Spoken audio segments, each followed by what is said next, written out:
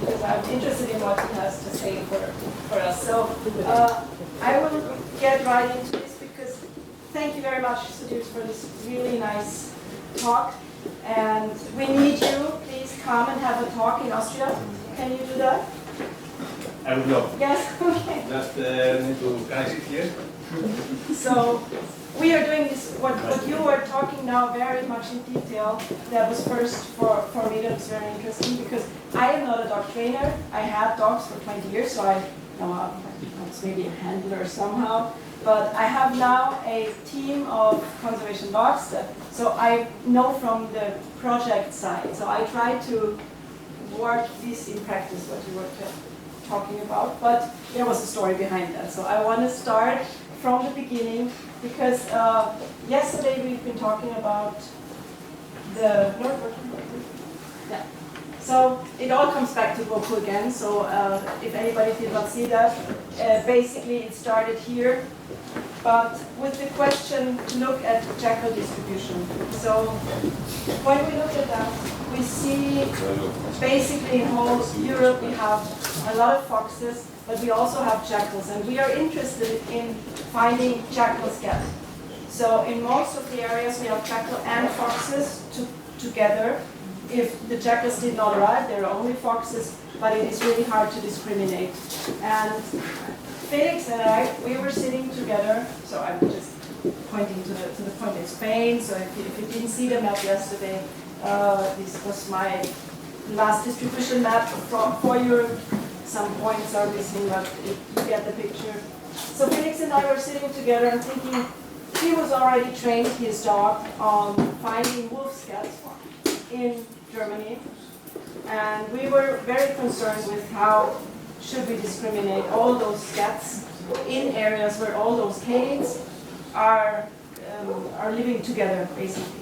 So, I don't know, 2016, 17, we were sitting there and saying, like, why don't we try this? So he started, so this is how you see, you know, they are very close to each other, and we decided to have these criteria and so on and so on. I will not go into detail, but he started to train the dog. I think it took maybe 1 year.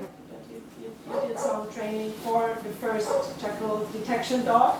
Well, first, if you want to say something, jump in. Here we covered that huge difficulties to get samples for training. Yeah. We don't have jackals in Germany at all, so we had to get some from zoos and also free-range jackals from different areas. Yes. So the first thing was to collect basically the training material, and we had to work with a lot of animal parks to try to make it very diverse, so that we only not have like one jackal or two. That would be maybe a problem. So yeah, that's a good point. Should I show you this? Some of you know this. I always show this because that is the reason why we're doing this. We have those, you see those two scats lying here, to the left and to the right, that with a small red line. And I can ask you here, you know scats. What do you think is the left one? If you see the centimeters, and what do you think is the right one? I know it's hard from pictures, but this is... I would have to sniff it. You would have to sniff it. Okay, that's not possible. So let's say to the right one, you see a very tiny one, a very small, like not tiny but very thin. So we would say that's typically a fox. In Austria, we go through it's like typical, very typical for fox. And for the left one, we would say, wow, it's much bigger and broader. So yeah, that would be typical for jackal. In fact, the result was exactly the opposite when we did genetics. So that was something that confirmed our thinking that it's hard for us. So as humans, we cannot discriminate. And that was one basic reason why we decided why not use the dogs to help us with that. Otherwise, we have a lot of money to invest in genetic samples, which might be fox, or we have maybe wrong seeding analysis, where we just analyze scats from foxes and think it is jackal, which we also don't want to have. So we want to have a discrimination between those species quite clearly, right? So that is just to have the basic idea. That's why we did that. We started with the first jackal detection dog. And in 2017, I think that was the one, like, it's a good example of how to store those samples in glass boxes. I don't know how you store that, but I think that Or some plastic with some isolated. because just recently they showed us that through those plastic, this common plastic things we have, the odor can come in from outside. So if you store that, if you have a lot of training material and you have fox, wolf, jackal, not so well. But Yeah, but as the Judith already said, in the best case you do both. You have all Yeah, the yeah, odors yeah. to the scale, so that the dog can generalize. So he said that we should store it to No, wolf from small. but it's different. Like, I wouldn't do that, for example. So generalization, for me, it has to be with different individual scats. Yeah. Not that the same scats have the sense of other scats. Because then you're losing the point of the generalization, I think. So like for a lot of jackal samples, we have and So I don't put think them it's all a big together. problem if it happens sometime, but if it's a habit, it will be a problem at the end. Yeah. If you store everything and the smell is jumping from the one side to the other. We have the same presentation. Not so much for the I will go fast. So we did that. That was the first excursion. I just found those pictures. I think that was in Burgenland in Austria. And I want to mention that was the first collections of data. We tried really hard and without success because they were too old or it didn't work. So we didn't have any success in Austria at first. So in 2017. And then we were lucky to have a common project. That's from here actually. Just make sure we're all awake. Yeah, everybody here. So we found that the dogs and the handlers were getting a little bit frustrated because of no success at all. I think that, to put it shortly. And we were lucky to have a common project with Hungary. Miklos is in the back. So we had this common project to be able near the Valence Lake and search for search for scats there. So it is all summarized in this paper, Jackal in high detection dogs show first success. So we managed to do it. So we proved it worked. We expected it, but it showed that it worked. Just a short summary. We did some transects around this lake. And before that we confirmed they are here, so we were howling and then we thought, okay, from this side there was an answer. So the next day the dogs would go into these areas where we had the howling. And the results show that in this feasibility study we went 130 kilometers. Actually the genetics found 13 individuals. And the success rate, that was quite interesting. I could talk about the success rate very long because we decided in this first study to also take scats that we found were maybe it's jackal, we need to know, we need to learn for ourselves. Might it be jackal at the beginning? We still thought we could discriminate, we could learn to discriminate, but in the end, I don't think that's possible. So the success rate was over 70%. But as I said, there were some samples that the dogs did not indicate. They were sure that's not jackal, but we took them to check. I think Felix, you could tell all about this. When you later decided not to take anything more, I think that's an interesting point. Like just to take the scats that the dogs indicated, depending on the research question, of course. But if you say that I want to work with the dog, and I just take what the dog is indicating to me, that's one way. I think your idea was quite nice to add it up. Of course, if you find something that is quite obvious, in our case not jackal but wolf scat, of course you take it, right? So and you collect it. Anyway, so now we have a bigger team. I just wanted to show you some pictures for that. This is an Australian Shepherd actually, and his day work is herding some goats. And his night work is searching for jackal scats. He's very motivated, as you know, those breeds, and very accurate, but nice to work with him. Other dog, like this Lagotto female, her day work is searching for truffles, and now her second job is searching for, so they started as truffle dog. That was kind of a big switch, because also the searching is something different, because they have to dig, so when searching for the scats, they don't do anything, and she managed. That was quite nice. There were other dogs, other legato dogs, and so this was actually a training situation.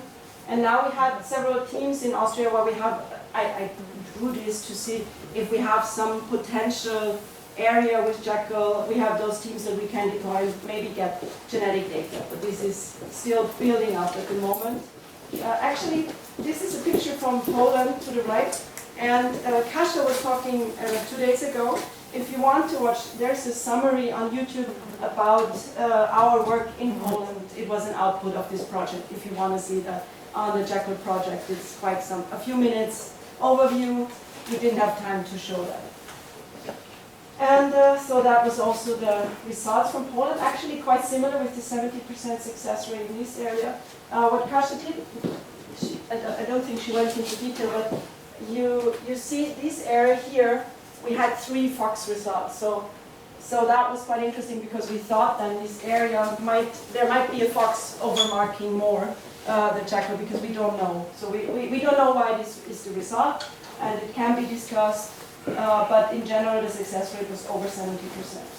And now, hopefully soon, maybe in Holland, I don't know, not really well.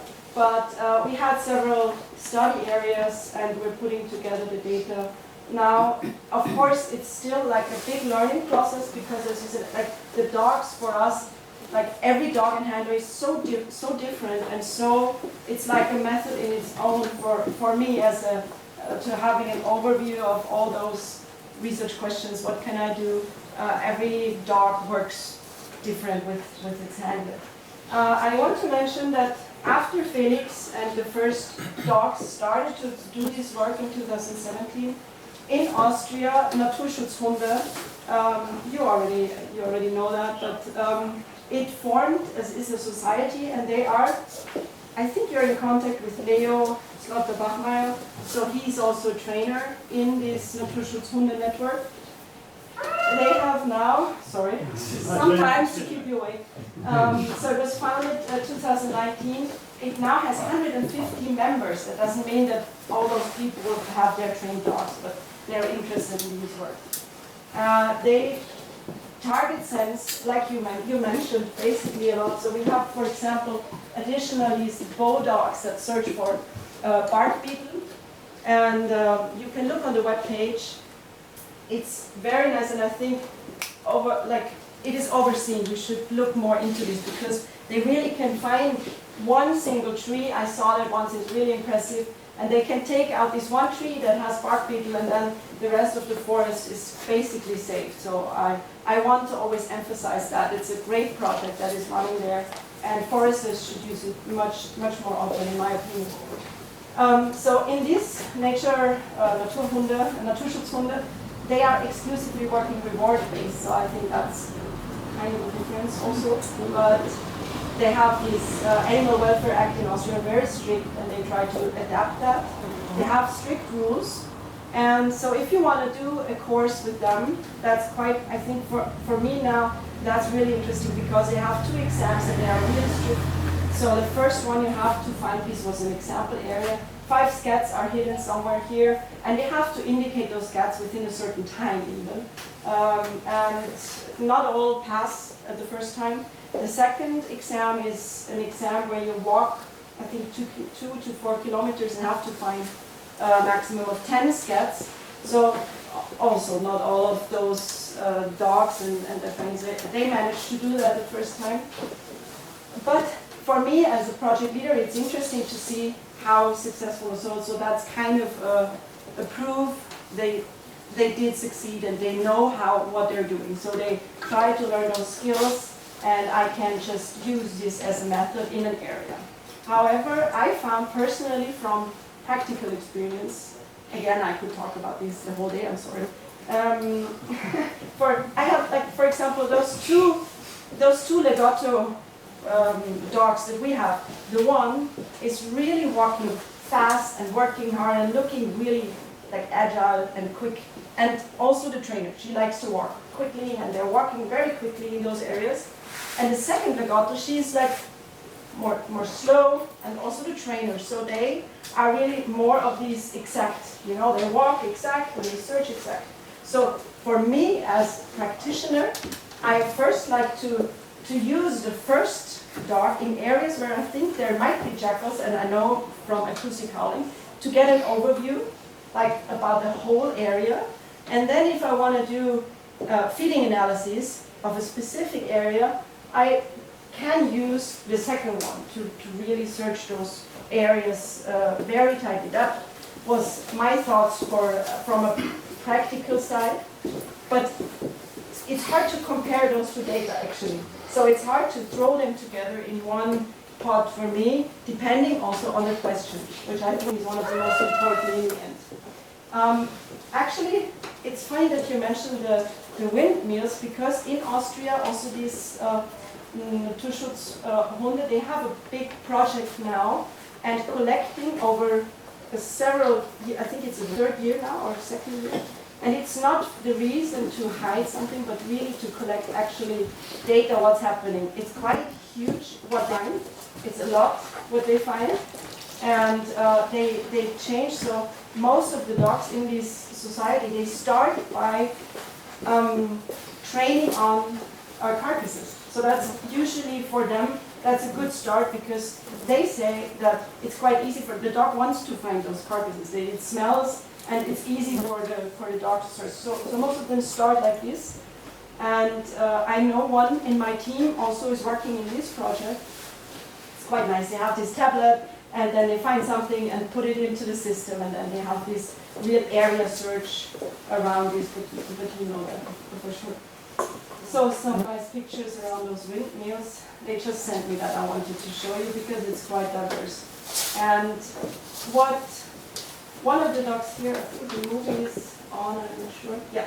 So that's, for example, the legato, the first one actually, the fast one. And we have a scat here, I think somewhere in the front. This is a actually training situation. She knows that this is jackal, and somebody else brought it similar like we had today. She had to go with a leash in this area, but usually she's working without leash.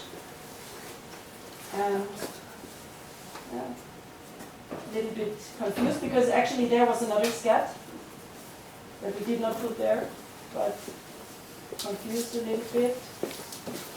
And now, yeah, I think that's why she decided, because she's used to not working with the leash. So just to show you how she's indicating, actually quite similar.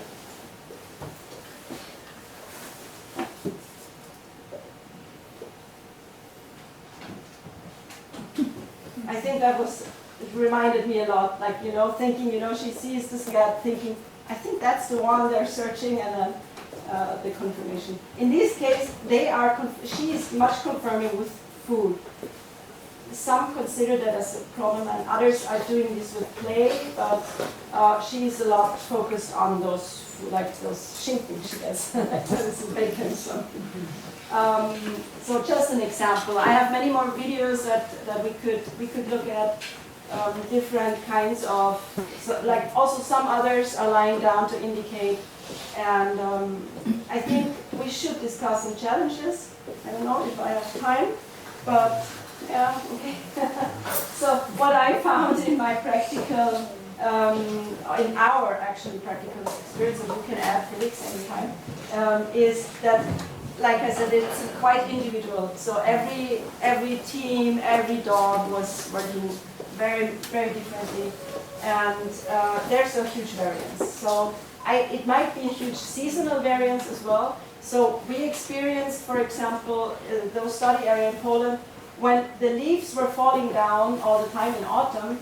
I think that was a little bit harder on the dogs, but this is just an impression, so that we could talk about. Maybe that's a little bit of a question, like, because it's like they're falling down all the time.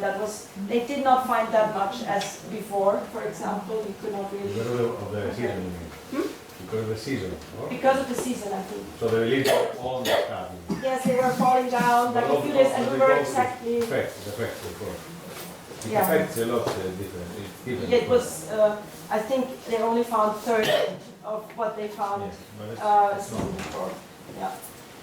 Nice that we have this confirmation. We were like, we are sometimes a little bit just like trial and error in some areas.